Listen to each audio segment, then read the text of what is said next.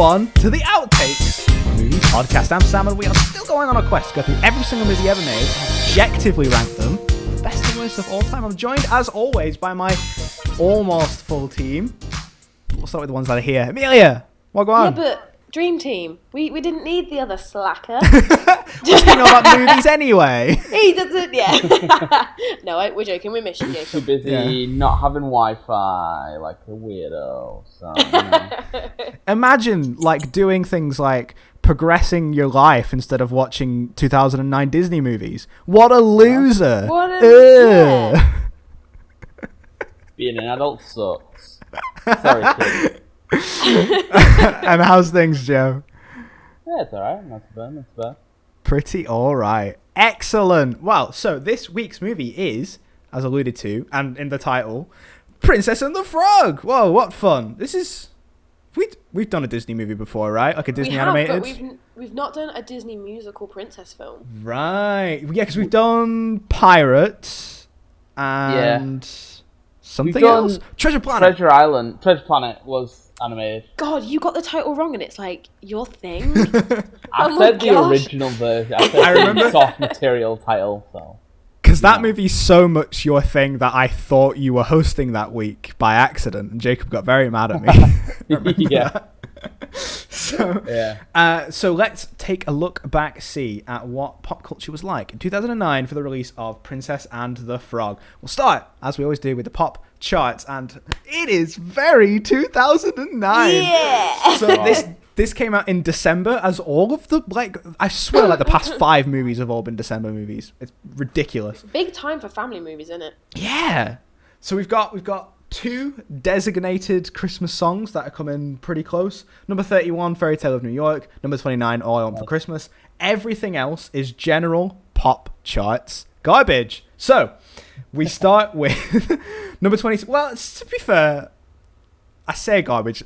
Most of these are all right. Number 26 is Bad Boys by Alexandra Burke. Do you remember when she was briefly like... Bad Boys. Oh man. Yeah, sorry, carry on. That's the one. Song. I mean, she's done very well for herself now in the West End. She was in The Bodyguard, I think. Yeah, Alexandra Burke, did you say? Yeah. Yeah, I'm pretty sure, she played The Bodyguard in Manchester quite recently. Or, well, she was going to, whatever it was. Which is rad, so good for her. Number 20, I Got a Feeling by the Black Eyed Peas. I got a feeling. Whoa. Yeah. We are here. These are actual year 6 disco songs for me. Like, oh, Jesus. yeah. They're going to come up again, by the way, the Black Eyed Peas, so listen out. There was like a big sort of dearth between 20 and 10. So my next point of note is number 7, but then we're on an almost every song up until number 1 is included here. So number 7, TikTok by Kesha. Oh my god, do you guys remember when The Simpsons did that TikTok like intro? No. Have you not seen it? Right, No. when you finish, Google it. The Simpsons did, I don't know, I'm pretty sure it was official. And it was like Bart singing, no, it was Lisa singing TikTok on the clock with like all the Simpsons people. Like, it's really weird. Google it. That makes me you really know what? sad. Now you've said it. Now you've sang the song. I actually can picture. I think I might have seen it. I don't Probably. know. God, I've heard that song in actual years. Remember when The Simpsons was like actually good though? Yeah. We were having this conversation literally only the other day in work. Yeah. Oh man, it's worse now that it's so readily accessible on Disney Plus, because I can just go back, and The Simpsons was amazing, and it's still amazing, and it's still really funny and witty, and like then somewhere around season 12 it just plummets. I don't know what happened. Something must have happened. Something must have happened. I don't know. Number 6 is What You Say, Jason Derulo. Which one's that one? What you say? That's the song I want to play at my funeral, you know. I have that at my funeral. Of course you do. Oh, that you only meant well. This like picture of me, like, I don't know. I'm thinking of doing the same thing. If I have like some kind of bizarre comedically funny death, if someone could film that, me dying, and play Johnny Cash's Hurt over the footage as it's slowed down at my funeral, That'd be amazing. What would be classed as a comedically funny death, though? I don't like tripping over a brick or something, or slipping on a banana peel, and I just, and it breaks That my skull. one, that and one that's would, violent, that one would be. but the actual You just cause so of happen- it. You go visit Niagara Falls and you slip and fall off a banana peel and go over the edge. What? There you go, that would be could comedic. have it all. As I'm fucking falling 500 feet. See, right, if you're in if I'm in charge of that situation, right, you're gonna get hurt, but you're not gonna get the Johnny Cash version. You're gonna get the Kermit the Frog version. So I apologize. You Nice. can't have it all. You can have it all. Number 5, we're in bad territory here. Number 5 was You Are Not Alone by the X Factor finalists. Not the fun Breakfast Club You Are Not Alone. The You Are Not Alone. You'll be there. Yeah, that one. Number 4, Meet Me Halfway by the Black Eyed Peas. Oh my gosh. Wait, that was a tune. That One. entire album fucking dominated the charts for all of 2009. That Boom Boom Power was on that. Rock That Body was on that. Oh my god. God. You know what's really sad? In like 50 years or 100 years, this is going to be classed as classical music. You're so Darling, 2008. listen You're to so this lovely 2000 and refined late. music. I like to listen to classical music. Meet me halfway. boom. Right up the front. No. Don't do it. That's what it's going to be when we're all in like old folks' homes. Young, like the Boy Scouts are going to come in and perform the Black Eyed Peas for us. But like they don't understand that like because they think classical music includes like the Charleston, so they're going meet me halfway, right at the corner. Okay, Combine all of it. Because it's all old to them. my humps, my lovely lady. We're gonna just choked. They're gonna come in, they're gonna be like, oh, Grandad, you lived in such a good time. You got such good music. They're like, no, we didn't. Go back even further, maybe. But, no. Number 3 was Bad Romance by Lady Gaga. I do consider that a ditty.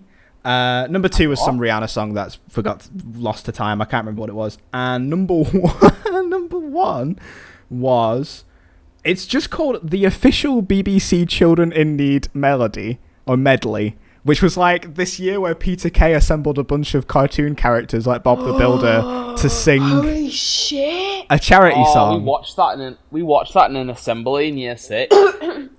Yeah. Oh, well, God, we watched that one. And what was the other one? It was like what was that guy from Take That?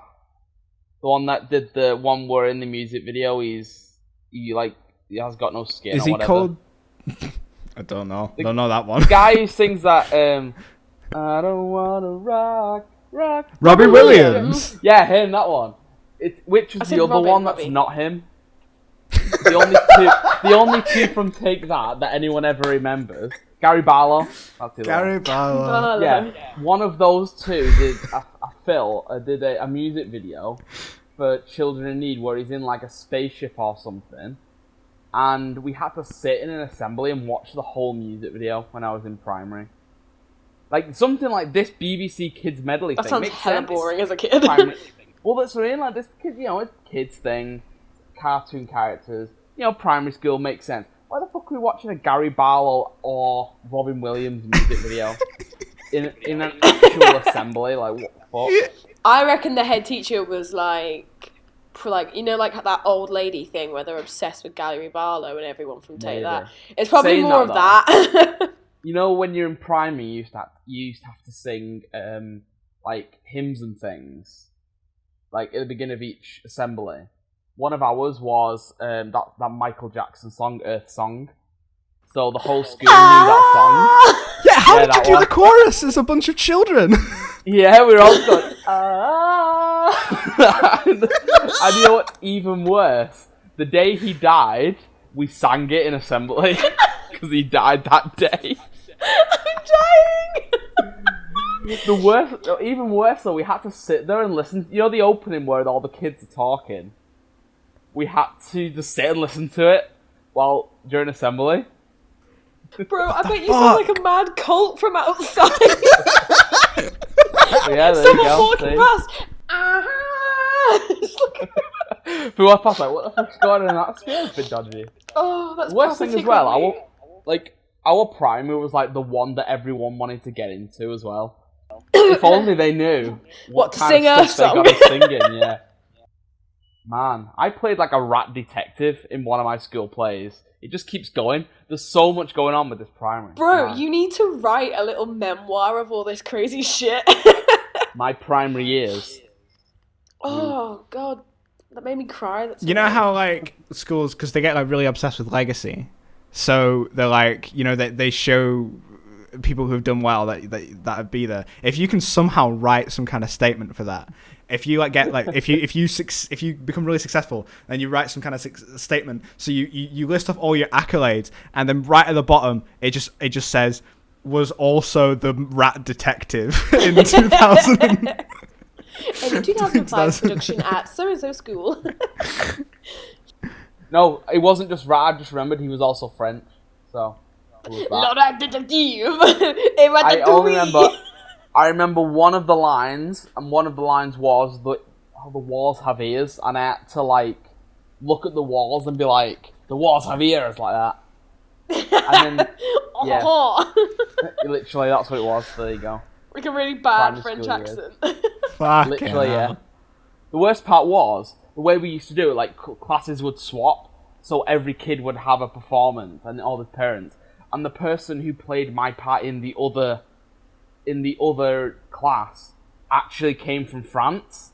So he had actually had he could do a realistic French accent, and he could speak French. So, you know, I was very famous in school around that time. Though. I was got people coming up to me being like, "The walls have ears," and I was like, "Yeah, that was me." You know what I mean? That was me on the playground, celebrity on the playground. I was like, I like this life. I'm gonna get used to this. Good God. That Your life at school only sounds fame I've crazy. ever had. One minute you were the rat detective, and then the next minute you're growing up to be screaming really obscure like Scooby-Doo memes or whatever it was across the halls to each other. Jesus Literally. Christ. Literally. That's it, innit? That's progress right there, you know. Actual progress. So, still on pop culture then. Oops, still not mentioned this movie. What about the world of video games? Prolific year, 2009. Arkham Asylum had come out. A bunch of cool stuff had come out. What about December? There was one game in December 11th that is historically relevant. Oh, God. It's Angry Birds. Angry Birds came out. Oh my God, 2009. Oh my God.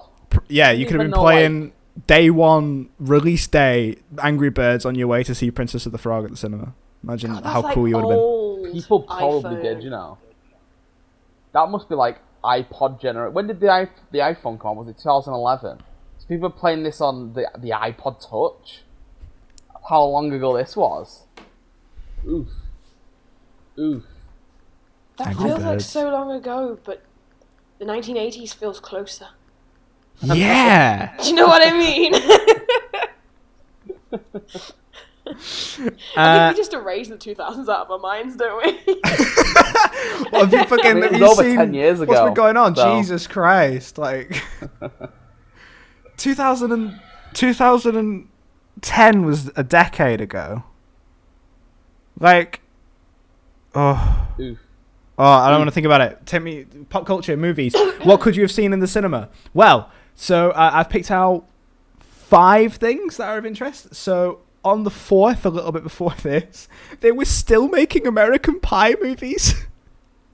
Oh, man. I've still never seen one. Neither have I've seen all of them. Oh, boy. So this one was American Pie presents The Book of Love. What was that one like? Oh, Joe? no, I've not seen them ones. I've seen the main ones. I've not seen the trash knockoff ones. Like fucking Band Camp or whatever the fuck they were called. That had like one character from the original casting. They made like 4 of the ones with the main cast, and then a bunch of shitty knockoff ones. So I've never seen them movies, ones. basically. Yeah, so I've never cursed myself with those. The Book of Love, an American Pie story. Jesus. Right. That hurts my ears. On the 16th, Centurions 2, The Legend of Fritton's Gold came out. The one where they started to make it like a Goonies ripoff and David Tennant was in it. And that was basically the entire marketing ploy was you've just seen David Tennant regenerate and now you can come and see him in the cinema. It's 2009. He regenerated into a movie star. Oh yeah. Except he didn't. So I've not seen him in a movie since. No. Well, he was in Harry Potter. He was in Centurions. And then he was like, sod this, man. I preferred being in British TV. Straight to Broadchurch. He's been in some pretty good British TV, though. I'll give him that. I'll give him that one. He wasn't. You know what, though? Actually, saying that he was the villain in is it Jessica Jones? Jessica Jones, yeah, he was really good in that. I really liked him. He was a really good villain in that. Actually, so I'll give him that one. There is some people that sort of can't stand David Tennant, and I do get it in a way. Like his big bulging eyes that he's forcibly trying to pop out of his skull at any one moment can be pretty distracting. But yeah, I really like the guy. He's really good in Good Omens. He's really good in Jessica Jones. He's really good as Doctor Who. As well. What else? On the 23rd, you could have seen Alvin and the Chipmunks: The Squeakquel. Oh, good God! Classic. What a classic film that's the one where I think they introduced the Chipettes. I've seen that as well. Jesus Christ, I've actually seen that film. Oof. On the 18th, Avatar came out. Okay. We're actually here, Avatar. 11 years ago! Nobody wants Avatar 2, James! 11 years ago! Or 3, or 4, or 5, or 6, or however many he wants to do. It'll be dead by the time that they all come out. Like, legit, right? I was looking for something to watch the other day on Disney Plus. Avatar popped up, and I was like, you know what? I've not seen this since it very first came out, which, as I've now just been reminded, was 11 years ago. So I was like, you know what? Let's give it a go. I got 5 minutes in before I got bored and turned it off. Put something else on instead. I couldn't, it just, I just couldn't. I knew I was going to be sat there for 2.5 hours, and I was like, I don't want to watch 2.5 hours of this. Yeah. So I just turned it off. Couldn't do it. Sorry, don't blame you. And as an extra special treat, on Christmas Day, you could have seen that Sherlock Holmes movie with Robert Downey Jr. and Jude Law. On Christmas Day! The first one, was it? It was the first one. Are they? I swear it's been announced, yeah. I've double checked. Yeah, I think they are, yeah. The first one's alright, I find. And I thought that the second one abused its weird slow-mo fight gimmick way too much, and I got bored of it. Yeah, the second one, the guy who plays Moriarty's good. That's only because he's in Mad Men, and I like him. Cool. I agree with that. The story's a bit meh. Does Jude Law play? Yes, Jude Law's Watson. Yeah. They filmed a lot of that in Liverpool. I'm saying. I've been to some of the places. Fair, yeah. That's it. The only other movie that was worth note, December 11th, was indeed Princess and the Frog. Amelia, take it away. It was. Yeah, I'm going to try and stick to our new format of kind of chatting more about it, facts, debate, and then kind of, just really skimming through the plot. Princess and the Frog 2009, like you say, the 49th fully animated feature film from Disney, and is also the last film to use traditional 2D hand-drawn animation, which is really, important. So directed by Ron Clements and John Musker, who you may know from Moana, Little Mermaid, Aladdin, Treasure Planet as well. So, they did some good Disney Renaissance films, and obviously Moana, the new one, that's been pretty well received. Good movie. It's a good. I really want to talk about more movies like Moana and stuff in the future because they are good. And it was the most successful traditionally animated film for Disney since Lilo and Stitch came out in 2002. Fair. Which is impressive. I didn't look up. What was between those two, though? I was going to say, I didn't look it up. Well, it's a shame I didn't look that up. I feel like we were in, Atlantis territory between those two movies. It must have been that Treasure Planet. Treasure Planet was just after, wasn't it? Because it was 2002. I know, are we speaking just 2D? Because if we're speaking 3D stuff, I know that didn't that Bolt with John Travolta come out at some That's point Pixar. in between those. I don't think Bolt is. Pixar. It is. It's Pixar. Is it? Yeah, it's Pixar. Here we go. Film releases. So what did I didn't say? think Bolt was Since 2002. Return to Neverland. Spirited Away. That doesn't really count. No. Treasure Planet. The Jungle Book 2. Piglet's Big Movie. Finding Nemo. But again, that's Pixar, so that doesn't really count. Brother Bear. Home on the Range. Brother Bear's pretty good. Chicken Little. Ooh. Jesus. Meet the Robinsons, which wasn't too Oh bad. man, that was a good film. That I've not seen it for like 5-10 years, but I remember it being good. I remember the it being game was good. Something was good about that film. Maybe it was just I just like the time travel element of it. I was like, the plot Sam is twist. also correct about Bolt. It was Walt Disney Studios. That was November 2008. Yeah, I knew it wasn't Oh. Pixar. I thought it was singing. Fair Oh, enough. sorry. I'm sorry. I thought Sam said it. Sorry. We'll concede. And then Princess and the Frog. I don't think Pixar would make something like fucking Bolt, would they? John Travolta playing a dog. I forgot about that. So this was also kind of a big point in Disney titles because there's many reasons why this film didn't do amazing at the box office. It didn't. It's a really weird one, this film. But basically, the title is obviously The Princess and the Frog. It was originally going to be called The Frog Princess, but they didn't go with it. And apparently, one of the reasons why they think statistically this didn't do great is because the word princess was in the title, and they thought boys would basically went, "Oh, princess, I don't want to see this film." So that's why Tangled got changed from Rapunzel to Tangled. Because the marketing department thought that was the main factor. So that's why like a lot of the films like don't tend to have princess in them anymore and that. So that's funny.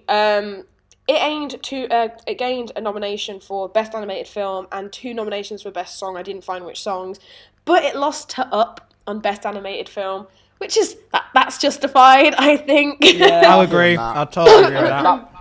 Yeah. Up's an incredible film. I only watched that, to be fair, a couple of weeks ago. One of the things with Princess and the Frog was, I think, word spread very fast that like, oh, this movie, the way it's being marketed, it's a bit of a lie. She spends most of the movie as a frog, and a lot of people weren't cool with that. Mm-hmm. Especially like if I think if you're gonna pick on a demographic and say they didn't like it, it's probably not boys. It's probably way more likely that it's people of color who have been promised some sense of representation from a Disney movie, and suddenly 30 minutes in they're making jokes about the princess being covered in mucus, and it's probably a bit like, ooh, could you not have done that? This is like I say, I've touched on that a little bit later, like you say, because it's a weird one, like, because I've read like a number of articles on this, and like we said in the last one, if you really want to find really like informational videos on like these topics, there's amazing videos out there, and like 100%. We're not obviously here to talk about that. I'm here to talk about a film with nice music and really cool animation. But obviously we're going to touch on this. We can't not. But like I said, I tried to look as much as I could at articles and different people's like opinions on the film, and there was this really good article where it was like it said like, it was great because as a young child she felt like she finally had a representation and someone to look up to, but then as she grew up she did realise, oh wait, well half the film she is a frog. Yeah. But then she also was toying with the idea of, but does that mean that because she spends most of the time as a frog, this relationship with the prince and all this nonsense that came from who she was as a person, there was none of this prejudice and all. Like, there's so much like conversation on it, and it's really interesting to read, and I still don't know my view on it, whether I think it's good, whether I think they did it bad. I think they did parts good, but I think they could have done parts very differently. Like, for example, things like this where it clearly was just like the animators or the production team at the time, because like I tried to look into like how many like people of color were on the production side as like making the big decisions with story and animation and all this, and I didn't have a lot of time, so I wasn't able to like, they gave me names but no pictures, which was really annoying. So for example, she wasn't going to be called Tiana to begin with. She was going to be called Maddie. And they were like, Maddie, that's a cute name. Until someone was like, people pointed it out, like, you do realise Maddie sounds very much like Mammy, which is obviously a race. And makes it even worse, they were going to go along the lines of her being like a maid essentially in these big mansions and her progression out of that. And they were like, you can't do that. Like, like, and this is where it comes into it, doesn't it? Like, educate yourself, learn. Like, don't just think, oh, I don't need to know about that. It's fine. Educate yourself, and just like, that way you can make informed decisions, especially in film. If you fuck up in film, it's on film forever. Like, you can't fuck up. I think people have a tendency to believe that there's such a thing as like a neutral history, and it's just simply not the case. And I think that when it comes to like making these decisions, I can understand how they very, very nearly just accidentally stumbled into it, because from the 50s through to the 80s, it was like it was a trope and a stereotype that was like continually just pushed. No one really challenged it from within the industry, and then people who grew up watching it entered the industry and just like maybe not out of a sense of malice, but just kept sort of replicating it. And I think that, combined with Disney's weird faux kind of sense of like progressiveness, I think there's been two big stories regarding Disney recently regarding representation. So one was the actor who played, I don't know the character's name, but is it Kenny Ortega, who was in High School Musical, talking about why his character was not openly gay in High School Musical. I don't think which character's he? I'm not sure. I mean, I've not seen High School Musical, but I do still feel pretty confident in saying this. I know the reason why the character isn't openly gay in High School Musical. It's because it's a Disney Channel movie, and Disney aren't about to start doing things like that.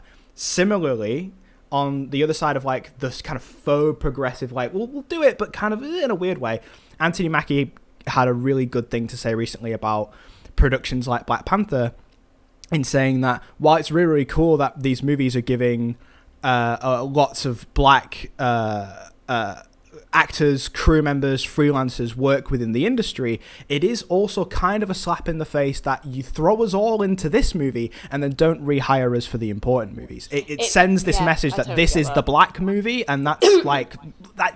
This is a token movie. Look, we gave you this. Why do you want to work on that? Like, you can't. We're not going to rehire you for Avengers, but you've got Black Panther 2. Just wait it out. Which, it's not a great way to do it. That's definitely a problem in Hollywood at the minute. Like, you can tell, and like. I don't know if you guys have seen as well, this is kind of off topic, but not. Pixar released a short, I can't remember what it was called, but it recently popped up on my, on the homepage for Disney Plus when I went to pull up Princess and the Frog a while ago. And it's done by Pixar, so again, that's not even like mainstream Disney, it's Pixar that have made this decision. But it's essentially a short about a guy who's moving into a new house, and he's moving in with his boyfriend, and his mom and dad are coming over, but he doesn't want to tell his parents that he's gay and has a boyfriend, and the partner's like, you've got to tell them.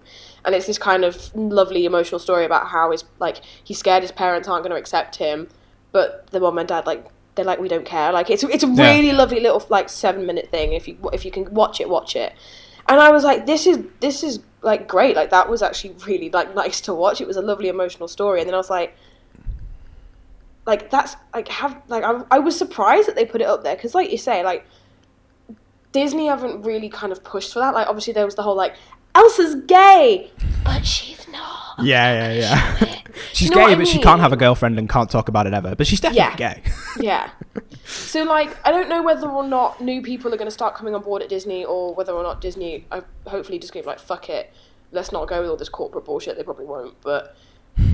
It's going to be. It's an interesting time for change that we're living in. I think that there's too many people within the industry that are still higher ups, actual execs, that are worried about how decisions like that will impact overall sales. I don't think they quite understand the scale of how many more people are on the other side of the issue now. For example, the massive, like genuinely massive movement to cast Donald Glover as Spider-Man, when he expressed interest in doing that, and lots of people were like, fuck yeah, make that man Spider-Man.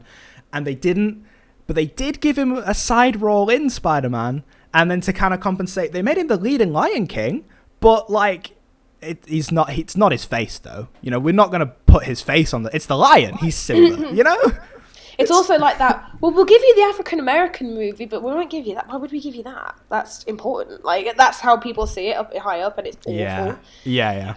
So yeah, a couple of facts before we go in that I just thought were a little bit interesting. So this is the first, like I say, Disney animation, but to have the actors and actresses both singing and voicing the characters. So this is the first time since Beauty and the Beast, which was 1991. Whoa! Like that they got people who could do both. Like, is that really that hard to do though? Well, this is the thing. Surely just if you like just look for actresses and actors who can do both. Why is it so difficult to... I'm frequently shocked by how often it happens. Like, I remember being like really weirded out finding out in Nightmare Before Christmas. It's Danny Elfman that's singing Jack's part, not the voice actor. Crazy, isn't it? It's really weird. It makes no sense. I get it if you want a certain famous person doing a voice. Like you want a certain celebrity doing a certain voice and they can't sing. You know, maybe they've not got a great singer voice. Or the other way around, you want a famous singer doing a bit, but they haven't got the right normal voice to fit the character. I get that, but something where you don't want either of those. You just want someone who fits the character perfectly. They just get someone who can do both. I can't imagine it's gonna be especially Disney. Disney's like, all right, we're looking for someone who can do voice acting and sing. You're not going to get, like, 2 applications, are you? You're going to get thousands of applications. You're going to get people who think they can do both, people who think they can do one but can actually do both. You can do... You know what I mean? It's not like... I mean, unless it's hard to do it, I don't know. Maybe there's limits on it. It's an interesting culture with Disney right now because they, with all their movies, are placing all their chips on bankable stars. You know, all the Marvel movies are evident of that. They take a couple of risks here and there. Like, for example, when they cast for Force Awakens, they purposely cast the 3 leads as being not complete unknowns. Obviously, Oscar Isaac already had a lot of big career and stuff, but relative unknowns. John Boyega was pretty... He'd done Attack the Block before then, and... Not a lot else. Not out of England, he probably wasn't popular. You know, so like they take those risks. They do take those risks with like starting or restarting franchises. But then once the names are banked and they're cashed, that's it. They rely on those names again and again and again, and they're always within the talent pool. Which is strange because I think they've had a lot of success taking gambles on up and coming directors for big movies, and I don't know if that's because they're like fresher in the industry. Disney can kind of, I don't know, maybe bully them a little bit, and it's not like they'll know better. But if you look at the upcoming, I know that's a very cynical way, but there's always a chance. But if you look at the upcoming Marvel movies that are in production, if you look at their attached directors, one is Sam Raimi, the rest all have just made like indie festival short little things that got very limited releases that were like passion projects, and it's really rad, and I think it's gambling on that fresh talent, even if there's a cynical reason behind it, that are producing quite fun Marvel movies now and not just the shit we dealt with like a decade ago. And I'd like to see more done with actors. So if they, I'd love them to put out a pitch for a new musical and just say, open auditions. Fucking who wants to come in?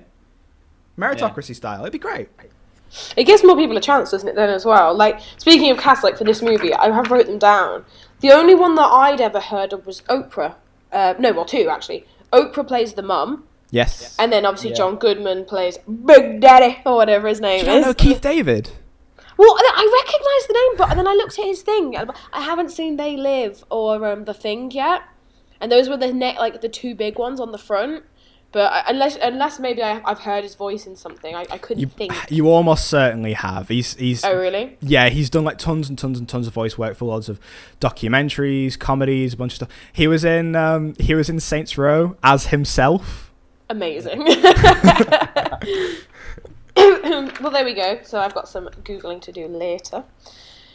So there's a scene at the beginning where it's like right at the beginning in the song Down in New Orleans, and it's like a panning shot where you see the street and everyone walking around. 2 cameos are there. You've got a lady whacking out a carpet, and it is the magic carpet. And a little bit further down, I'm pretty sure Belle walks past as well. Really? Which is ironic, considering the connection to the first fact. And So Evangeline, the star that little Ray is obsessed with, is actually, in astronomical terms, it's actually the planet Venus, which is ironic again because Venus is the goddess of love. Cute little fun fact. Keith David, who voiced Dr. Facilier, they basically really wanted to base the character on him. So, for example, it's got the same little gap in his teeth, and apparently when they were doing the animation, they very much looked at his mannerisms, his movement, and how he acts to animate the character, which I love when they do that because it makes it more real, and it must be nice for the actor as well to be like, that's me. So yeah, there's a lot of reference in this film as well to the author-playwright Tennessee Williams, who wrote A Streetcar Named Desire and Cat on a Hot Tin Roof. Have I said that right? Yeah. Isn't there a bit in this where he yells thingy? What's Stella! he yell? Stella! Yep. So the I dog actually laughed when Stella. he did that. I'll get that. And there's another reference. I didn't write it down because I was so Stella, and apparently Big Daddy is the name of one of the big financial power threat in the Cat on a Hot Tin Roof. I've never seen it, so I wouldn't know. Because obviously he was a big playwright, down in those ends. Obvious fact: Louis the Alligator, or Louis, is obviously a direct homage to Armstrong. Yep. Fun fact: so Ray, the little firefly guy, can you guess who he's voiced by at all? I feel like I looked, Okay. but I can't remember. I can't give you a guess, but I remember it sounding familiar. So I'm going to kick myself when you say it. Yep. Yeah. So, voiced by a guy called Jim Cummings, great last name, who did obviously Winnie the Pooh and all of these. So the reason why do you know who I'm on about? Yeah. So the reason why I knew I'd looked. Yeah. He's been in everything. Yeah. Oh yeah. As soon as I looked, I could tell. I could hear it a bit in the way he spoke. But the reason why he was picked, basically, is because he lived in New Orleans for a while, and the accent that they wanted for the character of Ray is a Cajun accent. I think I'm saying that right. Yeah. It's Cajun. And because he'd lived down there and he'd lived around these people, he knew how to do the accent. And obviously being a voice actor, he's probably practiced and loved to take inspiration from people. So he was brought on board for that. A113 can be seen in this film. The good old room at California Arts that all these animators went to. It's on the streetcar as she's on her way to work in the morning. It's on that. And also Randy Newman did the music to this. Isn't he the guy that did the music for Toy Story, or am I thinking of someone else? Yes. I think it is, yeah. Yes. Because they were originally going to get Alan Menken on board, the guy who did Little Mermaid, big Disney Renaissance movies, but Disney basically didn't want everyone to think that they were a one-trick pony and didn't have anything else up the street. So they went for Randy Newman, the other one-trick pony that they have. I reckon that this is some of Randy Newman's best work, to be honest with you. The music's fab in there. It's really big and bombastic and full of life and energy. And I wouldn't ever have associated that with Friend and Me guy, you know what I mean? 100%. So let's break down the story, what we liked, what we didn't like. And we'll talk about the songs as we kind of go through. So it's set in 1926 New Orleans, and apparently this film actually did gain a lot of praise for the historical accuracy of the film. So, for example, the clothing is pretty accurate, apart from subtle things like 1920s clothing on women. They wanted to look as tree trunk as they could. It had to be a straight silhouette, no curves, no nothing. But of course, it's the modern days. She gave her a waist on all of her clothes. But apart from that, the style and everything is pretty much spot on, apparently.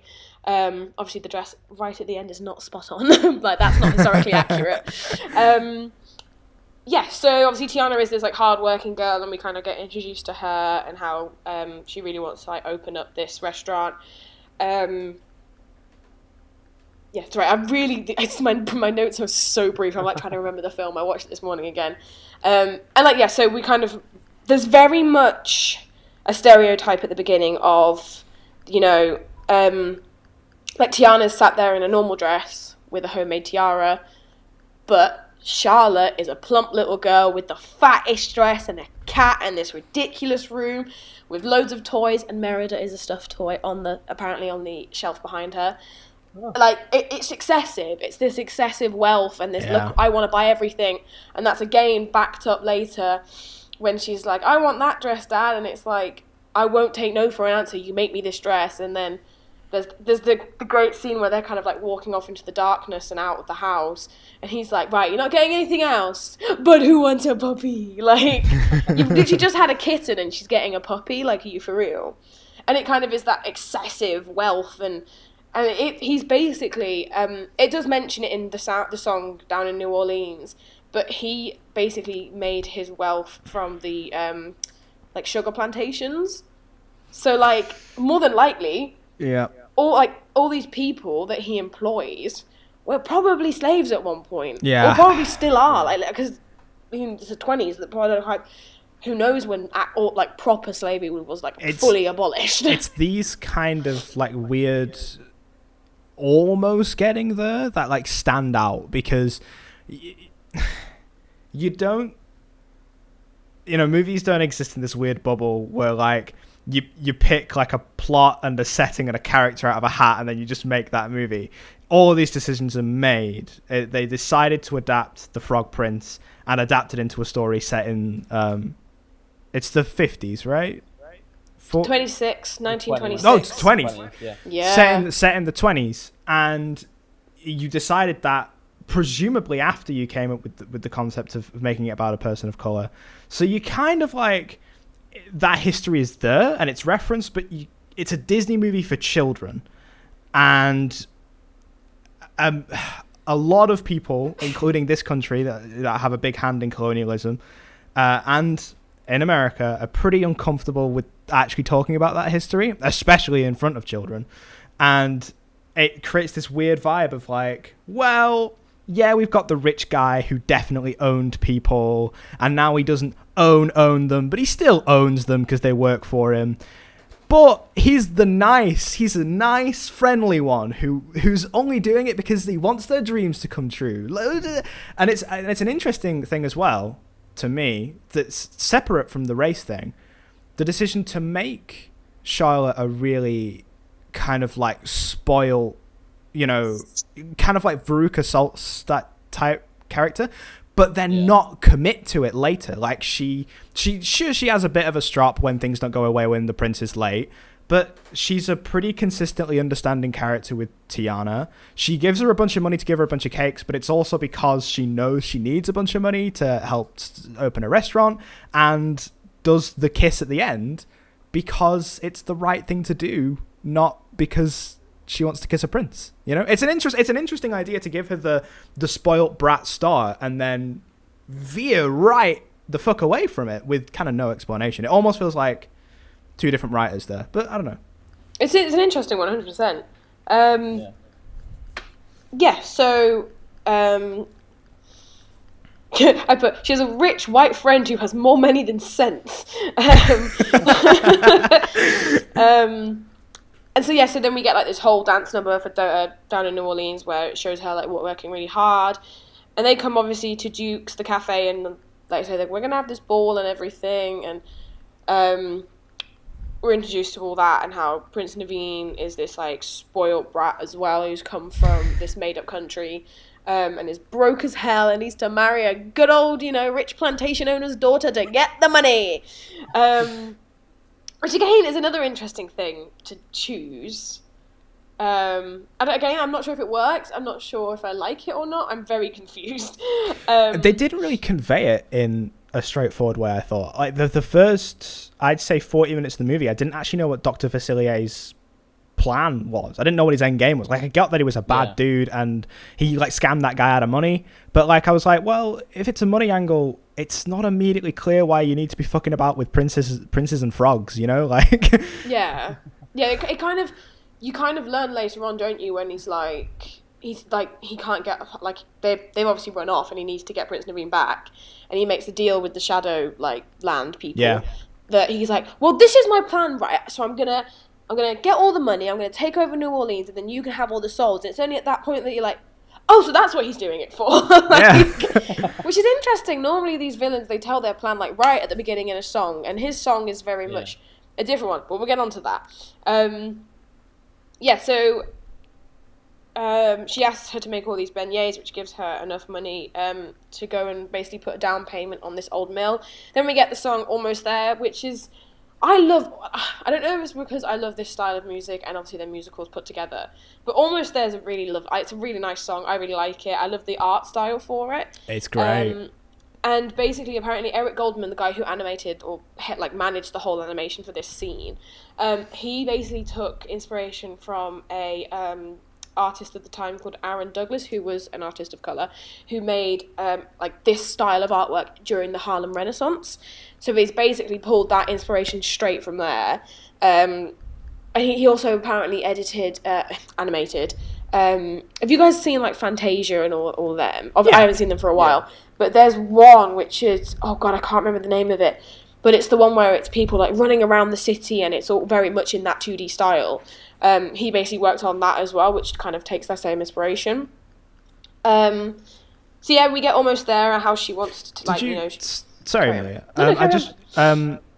With that animated segment, what it reminded me of a lot, and it might just be because of my limited scope, which is why I want to ask you, it feels like, and I'm in favour of this, it's an art style I think is great, I feel like a lot of alt movie poster guys adapt that style and use that style. 100%. Yeah, is it something you run into a lot? Yeah, so that kind of style of artwork is, because people look at it and it's got very much this nostalgic, people always say the golden age of cinema posters look like this, and they kind of didn't. A decade. It's very much this for example, I remember Clinton's had a card range in this style of 1920s, flappers to the side, very cut angles. It's got a name. It's called something. It's an artist, isn't it? Yeah. They use it weirdly. People get it mixed up with the one that they use for the 50s because it's very similar to this type of thing that BioShock uses. Yeah. The one that BioShock uses is an updated version of it. Oh, what's it called? Because they use it for Atlas Shrugged as well. That's the big thing. It's almost how our generation's obsessed with the 80s. People are going to be so confused when they look back at us all taking inspiration from the 80s and all these films, music, and fashion that's literally taken straight from the 80s and 90s, and they're like, wait, so who did it first? People are going to be really confused. Art Deco, that's it. It's called Art Deco. Yeah. That type of stuff. Yes. Yeah. Mm-hmm. So yeah, 100%. It's a style that's used quite a lot, and it's quite nice. I like the idea of it being this horrible, shabby place that she's gonna proper take influence from this picture that her dad gave her, so it's got sentimental value to it. And I love the idea as well of when the mum comes over, she's got the gumbo pot, and that. Oh gosh, I didn't talk about it really quickly. I'm just gonna go back very, very quickly. There's a scene I really like right at the beginning where they're going home. And it's the transition shot from all the big houses that are gated off and no one wants to talk to each other, and then we fade into the community of where her family's from, and it's instead these people who are happy, joyous. They all with for example, the rich people, they're all really fat and plump, but when she makes this amazing gumbo, the dad's right, well, this has got to be shared. This is more of this community sense, which was really lovely to see. And I remember being, as a kid, thinking, oh, that's I want to learn how to cook that. I mean, I probably would absolutely butcher it because I can't bloody cook to begin with. But I think that's a really nice scene. And I've read a lot of articles saying that, that was a really nice representation. And, that was very kind of much how they felt with their families, which is quite nice. People who have less typically try to end up making more of their circumstances and stuff. So yeah, I thought it was a good thing to include. And that's across everyone, not necessarily just the black culture, but probably every culture has it. But mainly, obviously, with the black culture, it probably means more. Then obviously we get Naveen and Lawrence making the deal with the Shadow Man. Dr. Facilier he's the only one that refers to himself as Dr. Facilier. Everyone else calls him the Shadow Guy and that. Which is interesting. I didn't really find a reason for that. I think it's just because they don't trust him. And then we get his song "Friends on the Other Side." I sing this song quite a lot when I hear it because it's so incredible. Fun. It's good. The animation. Right. Okay. Personal story here. When I was very young, we took a trip to London and we were looking around, like, it was probably something like the Camden Markets back then. I can't really remember, I was tiny. And me being me, I saw these string dolls and I was like, that's funky, it's dressed up like a Disney character. I want it. And one of my aunts at the time was a little bit superstitious about it all, and I came back like, look what I thought. Oh my gosh, no, you can't have that. Oh my gosh, that's bad energies. We can't be doing that. So I'm like, oh shit, I'm going to let the demons into my life and all this. So ever since, I've kind of been very superstitious of it all. So then 10-year-old me goes to see this film, and I was scarred because of how well done the animation is in this, with the voodoo heads talking and all the big demons. Like, I'm watching it back now. I love it because you grow up and you educate yourself about these things. And if anything, I'm more intrigued by the supernatural than I was back as a kid. So this scene, I remember it all the time because I laugh at how scarred I was as a child. But yeah, it's so good. You've got the Cab Calloway influence in dancing from that era as well. I mean, all the music is so influenced by jazz in this era. It's so well done. Like you said, you wouldn't think it came from the guy who did the Toy Story soundtrack. Yeah. Which is very odd. And yeah, they basically, you misinterpret. I was thinking about it. They completely misinterpret the cards that are given to them. The whole idea of, oh, well, it's the green I see in your future. But I didn't say money. I said the green. And then Lawrence being like... The ganja. Yeah. And I can't fully remember what Lawrence's was, but it's like, you're going to get what you want, but that's not necessarily going to be what you need, as they say throughout the thing. Yeah, and so he gets transformed into it's a frog, but obviously we aren't told a frog, but it's going to be a frog. It's Princess and the Frog. So he becomes a frog, and then Naveen takes the appearance of Lawrence takes the appearance of Naveen. Yeah. So what did you guys think about Dr. Facilier and that song? And that's great. It's so good. It's so fun. I thought it was a really good villain. Yeah. He's one of the best, I think. Yeah, he's just cool. I think he's just cool. Yeah, he is really cool. He sounds cool. His look is cool. His motivations are vague, which is a bit annoying, but it kind of doesn't matter. He's got a big stick and he talks to lots of talking masks. It's fucking great. In a wider sense, one of the things that I didn't realize how much I missed, and it's not like I've not watched older Disney movies. Where's my brain going? I have seen older Disney movies in a space of time. It's not like a weird nostalgia thing, but I just with this being the last 2D one, I missed how fucking good they are at animating musical numbers. So good, so creative. And it's not like the 3D ones don't attempt to be creative, but they're really, really still finding their feet, I think. But the way they fucking just mess with shapes and movement and soundscapes and colors, it's that song. This is the first time I've seen this movie, and I've seen it once and I've heard it once, and it's burned into my brain now because of the amazing greens and purples and how intense it all is. And it's the same for all the songs in this movie. And it just makes me want fucking Disney 2D movies to come back, because this is the thing. They will, and it'll be a big marketing gimmick. They'll be like, Disney's back and whatever, even though they took it away. But I'm still excited for it, because if it's going to look like this, it's going to be great. Yeah. No, 100%, because when you think about it, let's take Frozen, for example. They want the 3D animated films to look so close to real. Yeah. That they don't take, like you say, the creative liberties that they do. So, for example, the Dr. Facilier song, like you say, there's all these crazy visuals and motifs. Whereas if it was done in the 3D animation style, I don't think they'd have done that. Look at Elsa singing on top of an icy cliff. That's all she's doing. She's walking about, and then she builds an ice castle, which is cool to watch. But that's about it. If they'd have done this in 2D, I think with that franchise, in the first one, they kind of did it with Olaf, but again, it was kind of boring. It's just putting him in a different setting. And in the sequel, they sort of played with it with Elsa. I'd say Show Yourself is probably the closest to classic Disney, but it still just feels it's just a black empty background. Yeah. With a bit of... Yeah. So I think Disney will realise, hopefully this soon, and like you say, maybe they'll do it, won't they? Like, the Disney Renaissance is back.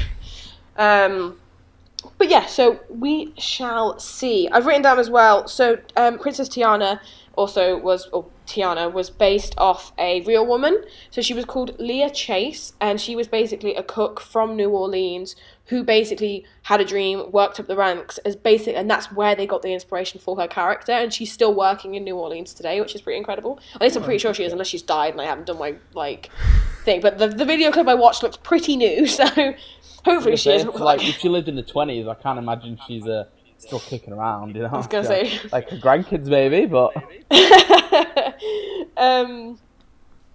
But yes, so Tiana is told at the party. So she goes to the party. And Tiana's making all these beignets, and then the estate agents come over and they're like, yeah, so about the contract, you've kind of like been outbid. And then she's like, wait, what? Why? Who?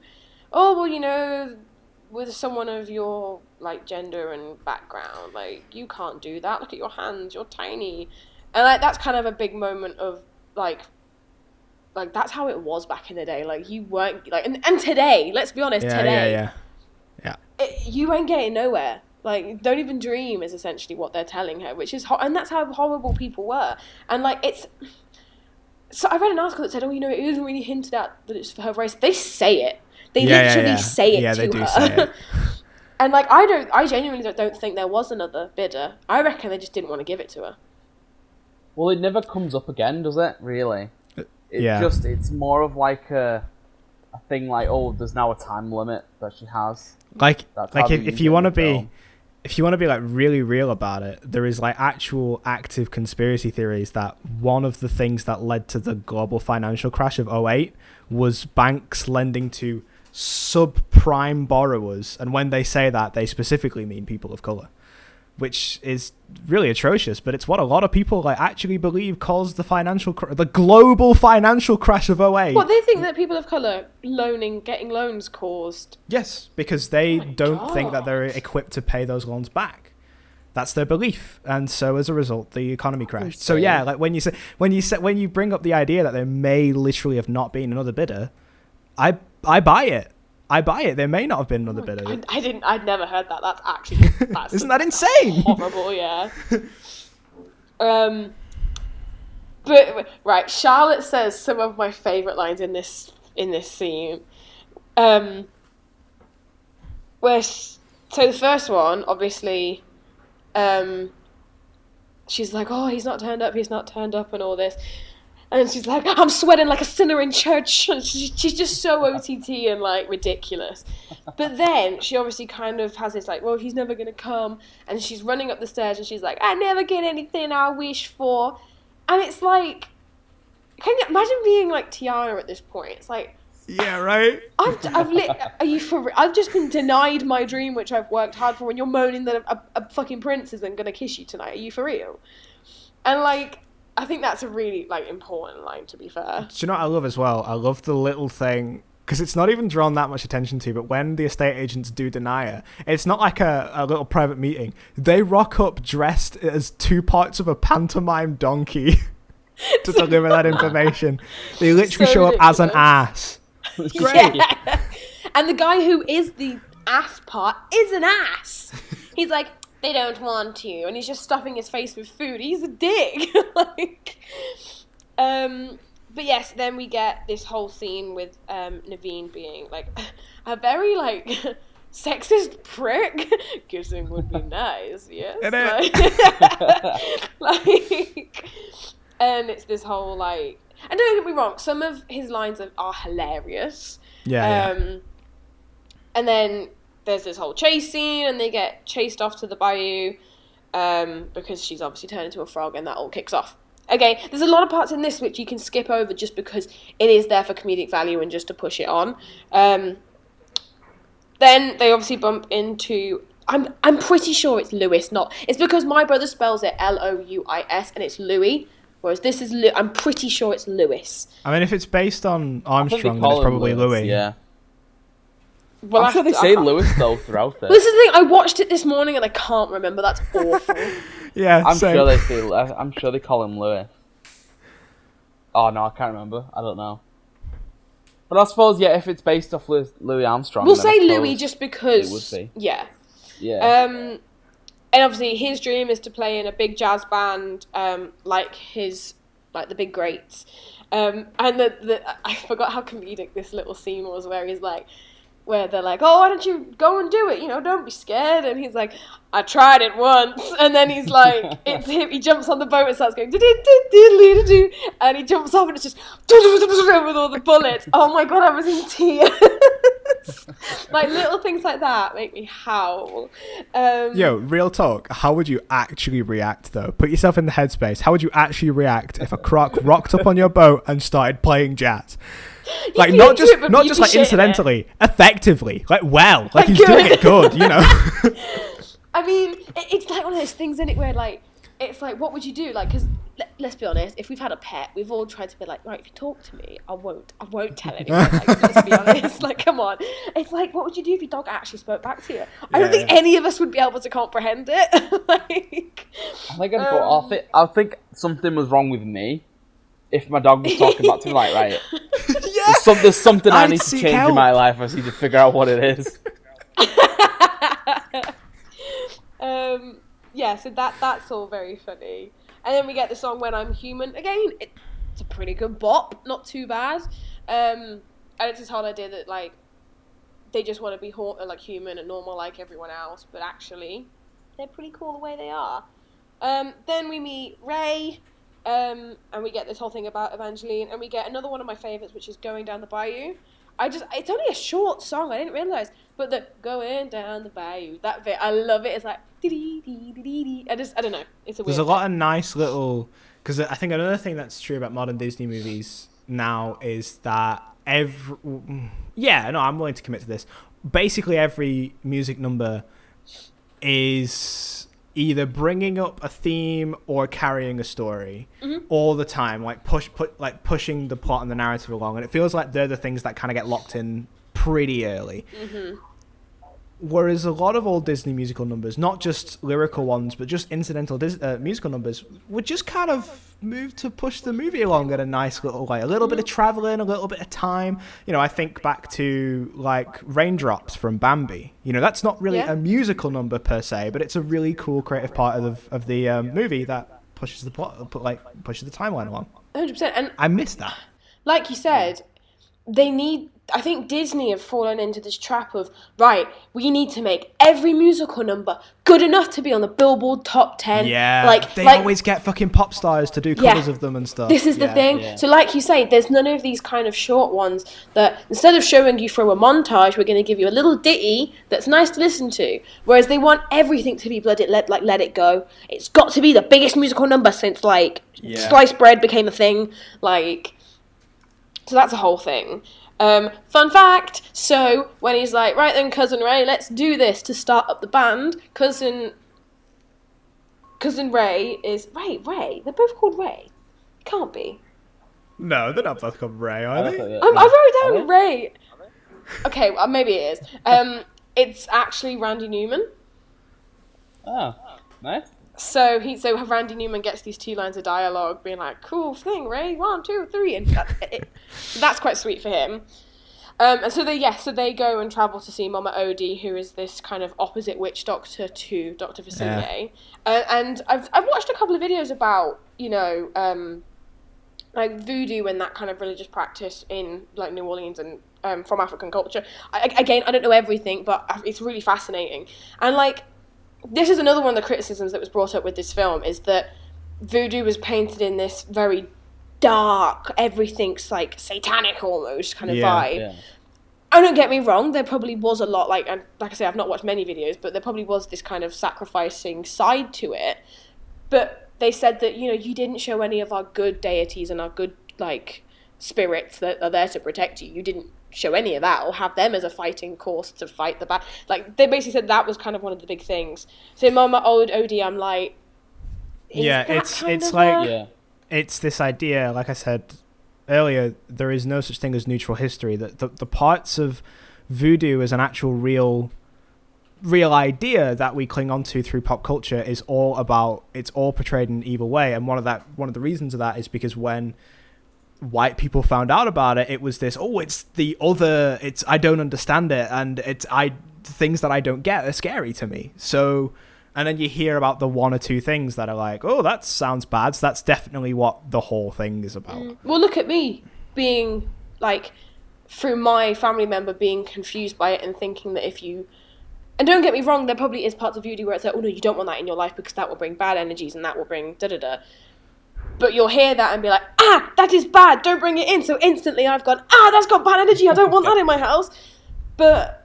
it may not, like, you, unless you know the ins and outs. Yeah. Like, don't assume it. Yeah.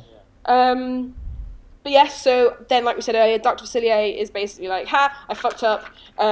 Can, you give me some more demons so that like, he can help? That happens. Then they escape an attack by demons and then fall into another attack. I think this bit is very much just comic relief because I think halfway through they were like, shit, we've done a family film where kids are watching, we've been very dark and very like we've brought up some big themes here. I know what we'll do, throw in 3 really fucking stupid like frog hunters and have that all be really comedic, and apparently one of them's called Lenny and one of them's called George, which is a homage to Of Mice and Men. One of them's called, I didn't know the other one's called George though, but like I actually turned to Beth while we were watching it and be like, what, George and Lenny, you know what I mean? One's going to shoot the other one soon. There you go, it is. I didn't realise he actually called him. Like, this segment genuinely felt like something from like a 60s era Disney movie. Like a real, you know what I mean? It really felt pulled straight from like the foxes and stuff from Pinocchio. Like, it felt like completely interchangeable in terms of comedy and use. It was very, well, maybe not usage because the fox is a bit more of an antagonist, but you know what I mean. Like, no, this bumbling the idiot. slapstick, yeah. So yeah, that I definitely think that was we need to kind of give the kids a bit of comic relief here. Yeah. Which is fine at the end of the day. If it's a family/kids movie, I want a bit of that every now and again. Did you feel like, because what I thought was that one of my complaints about this movie is I think it does have a bit of a pacing issue. Yeah. And while I'm not against the weird, fun little slapstick thing to keep the kids entertained, especially if it is just funny, I'm not against that as an idea, but it kind of came like an hour and something into the movie, and I was like, could have maybe done with this earlier, or maybe some of the stuff from the start could have been trimmed. Like, it's, do we need this now? So, I mean, I know that's me as an adult movie critic. I'm not going to be thinking about that when I'm Tommy 2-year-old, but like, I still think it's a weirdly paced film. No, I 100% agree. So they talk to Mama Odie, and there's this big musical number, Dig a Little Deeper, where Mama Odie's more about, I'm not going to use my magic to sort your problems like that because you're not going to get what you want. You've got to look inside yourself and see what you want, and then you'll basically solve the problem for yourself. Which is kind of like, I feel bad for Lewis because he's like, I literally just want to be human, that's it. And she's like, dig a little deeper. It's like, I'm not going to suddenly sprout a penis and legs. Like, come on here, help me out. Like, that's where the transformation starts. Just on the alligator, on the crocodile belly, a little dick pops out.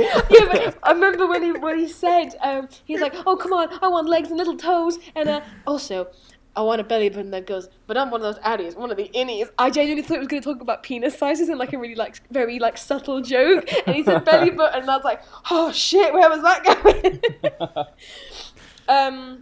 So yeah, dig a little deeper. Again, like you were saying, another musical number that's crazy with loads of lights and all that kind of thing. I like that song. It's quite nice. And yeah, so then Tiana completely takes the advice, of not necessarily work harder, but she's basically trying to say, look, your dad worked hard, but he was a family man. He invested in other things than just work, and that's all you're doing. And she's like, I know what I'm gonna do, work harder. And everyone's like, so you've got all of that.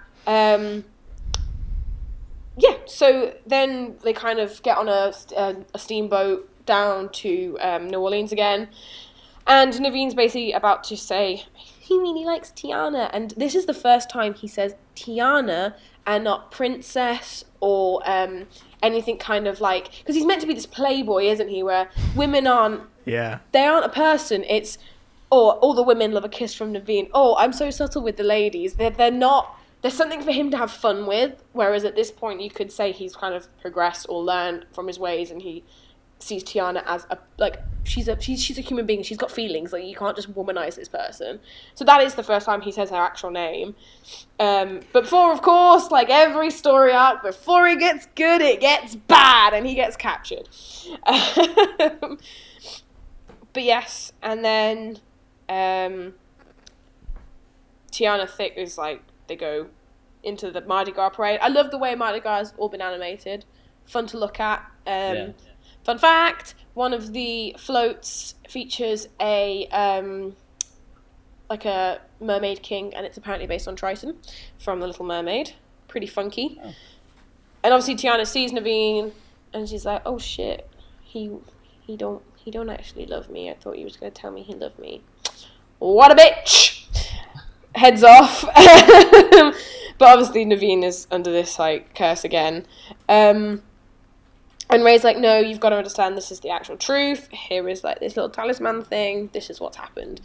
And so we get this whole kind of kerfuffle, don't we, in the graveyard. And the graveyard's pretty spot on as well. Apparently there's a lot of places in New Orleans, and across America, I think, where these cemeteries were done, where they kind of gated everything because they were scared of like the dead coming back to life again. Like, and they're very pretty cemeteries as well.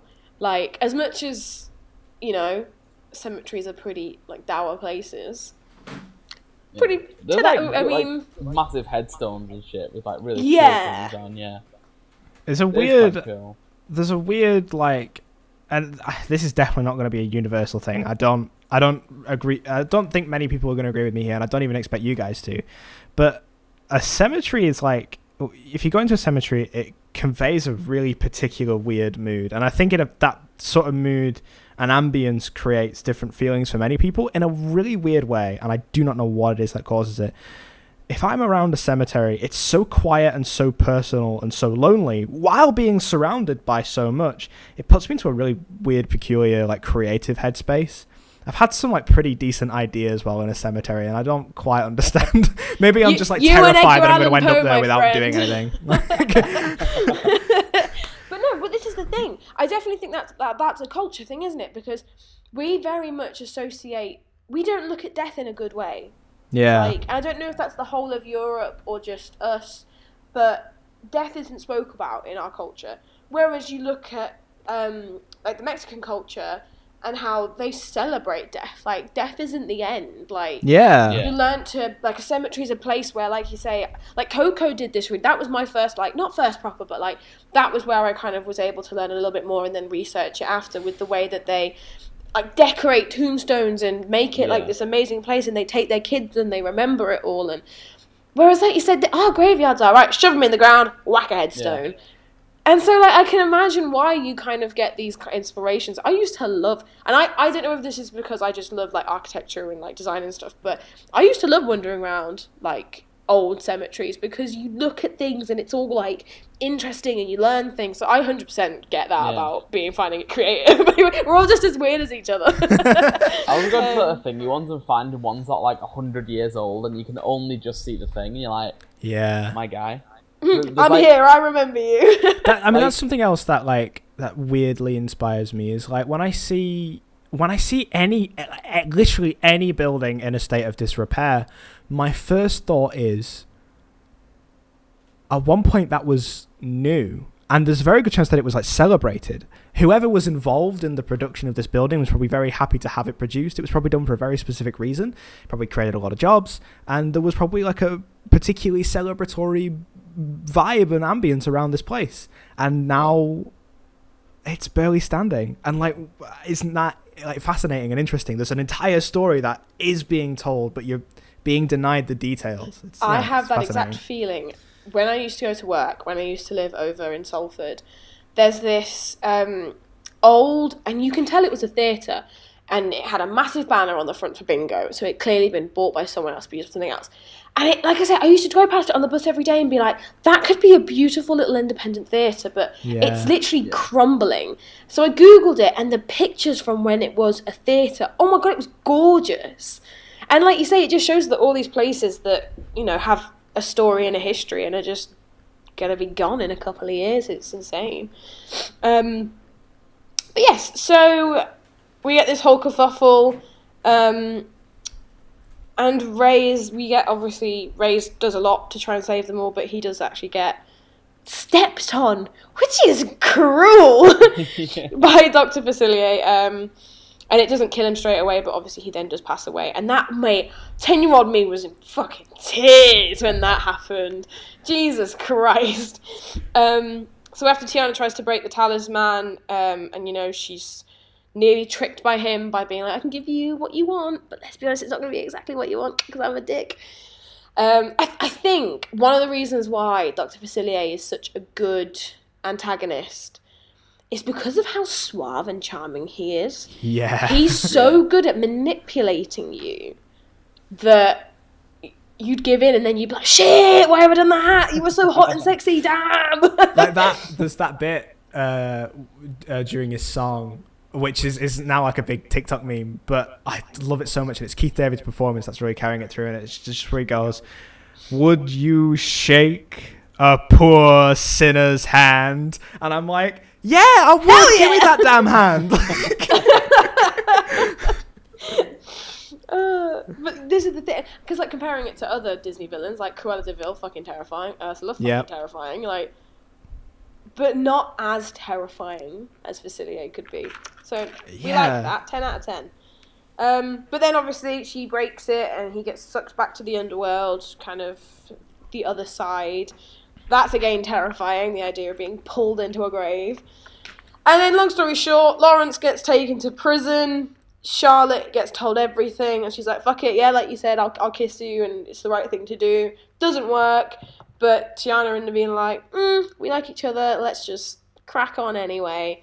But because she becomes a princess when they smooch, we get a typical Disney, like, pretty transition, and then they're back to normal. And then they get married in real life, and they get the restaurant, and, you know, Lewis gets to be in the band, everyone's happy, the end. Yeah. But they've just done that at the beginning. Just married her at the beginning, and then she become a princess, they turn back. I mean, I know it's the 20s, and divorce probably then wasn't really like a... Well, no, it's about True Love's Kiss. That's what it's saying, Joe. Yeah, it's True Love's Kiss. Because this is the weird thing. But... I think that this movie tries to straddle these two conflicting ideas. One of them, I think depending on whether or not you're a child or an adult, it depends on the strength of the other and weakens the other. So the idea of the True Love's Kiss is a nice, fun little thing that everyone can get behind as a kid, because the idea of companionship and love is uncomplicated and just nice, you know? So when it solves the magic curse, you're like, that's cool, whatever, I don't have an issue with that. The other side was just jobs and boring stuff, so I don't get invested in that. But there is like a really specific... Tiana makes a point of how we don't get to see the other one, but she's working 2 jobs to make her dream come true. And again, not just using actual history, but parallel to what's going on now, plenty of people of colour are actively told by their parents that you have to work twice as hard than a white person would have to do to get what you want. Sometimes a career and a job and what you really want to do in life is actually like hugely, massively important. And some people park relationships and personal things to pursue those things. And that is actually fine. So when Dig a Little Deeper kind of like shoves that mood away, when Tiana's like, I know what I'm going to do. I'm going to work hard and become a human and open my restaurant. And they dismiss it as like, stupid girl, it's all about love. I'm kind of like, well, no, hang on. There's like something really real there that you're kind of touching upon. And it's great that he's involved. Once it all comes through and works out, he's involved in the restaurant, and he's no longer about just getting rich to have lots of money. It's about pursuing dreams and having fun and making a community. And that's really rad. But like... that sort of comes after the fact. You kind of have to reside in, I guess I'll just be a frog now. It's weird. Ribbit, bitch. But yeah, so, yeah, that's me done. Fair dues. Well, so what we're going to do is we're going to go around in a circle and give any final thoughts we have on the triangle, movie and bro. Individual scores. Oh, triangle. Well, to be fair, I've got Jacob's comments. I've not read them. Oh, go on. But we'll see. We'll get to it. We'll do it in order. Okay. Shall I do his voice? This is hello, Jacob from Knots. So, we'll get to it. He's gonna hate you. Amelia, kick us off, and I'll do maths and stuff. So, like I said, I saw this film as a kid, and it still really sticks with me. I still really enjoy it. I rewatched it this morning, and I really did enjoy it. I love a bit of jazz, so the soundtrack's great for me. Like you said, it's not perfect, it's not great. Disney and the world has still got a lot, to learn. But, these changes are what's going to make it, and we'll get there. We will get there. And I reckon, can I do a 0.5? Are we allowing that now? Yeah, I'm allowing 0.5. Okay. Yeah. I think this film is a solid 8.5, personally. 8.5. Could be great. Isn't there yet? Let's ask Jacob. I like this movie. Personally, I definitely enjoy it more than some of the other Disney princess movies. I'd say it's on Oliver Twist. Alright, governor. I don't know, is it more nasally? Like, I'd say it's on par with Tangled, Frozen, and Moana. But I know it's and understand the ways it definitely missed a few marks with its appeal to non-white communities. But overall, I personally enjoy it. So, I'm going to go with a 7. Thank you, Jacob. He sounded like he wasn't quite from... I don't know, he sounded like he's from, not quite the East End. Just a little bit further out. He was kind of Do you know what it sounded like? An American trying to do a British accent. It did, yeah. I'm from London. That's what it sounded like. I love tea and scones. That's what it sounded like. Joe, let us know. I like this film. I mean, I knew that going into it that it was going to be a fun old time because it's it's a Disney film, Disney princess film. I knew. I didn't realize that I knew some of the songs. The only ones that I recognized when we watched it was the Friends on the Other Side. I knew that one, and the Bayou one. What is it? Down by the Bayou. Yeah, that one. Yeah, they're the two that I knew, just from the general thingy. But the others, the rest of the songs were good. I like the rest of the songs. It's a fun old time. I'll probably watch it again at some point, whether it's with a kid, whether it's just in general. Who knows? The future will tell me. But yeah, no, it's good. I'll give it an 8. An 8. Nice. I feel like I've. Oh, the animation was good as well. That was the reason I highlighted stuff. I forgot to mention the animation. When it's the animation, the backgrounds, the way that when it's hand painted and stuff, it just looks so much better. It just looks so much better. That's why it's. I totally agree. So yeah, I think the criticisms of this movie that I and many, many, many others have shared are totally valid and shouldn't be ignored.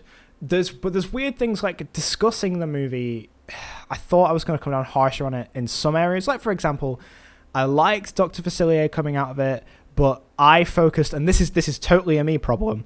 Sometimes I focus too much on the mechanistic ways movies are put together, which is totally unfair. For me to just say, oh, well, its motive wasn't very clear for a chunk of the movie. Doc points.